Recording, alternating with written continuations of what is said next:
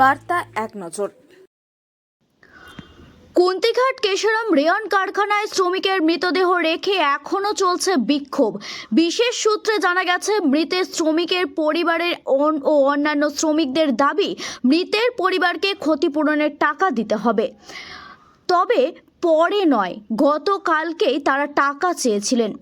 গতকাল টাকা না দেওয়ার জন্যই সারা রাত ধরে শ্রমিকের মৃতদেহ নিয়ে তারা কারখানার ভেতরে বিক্ষোভ দেখান। সকাল হয়ে গেলেও এখনও কারখানায় চলছে বিক্ষোভ। ঘটনাস্থলে রয়েছে মগরা থানার পুলিশ।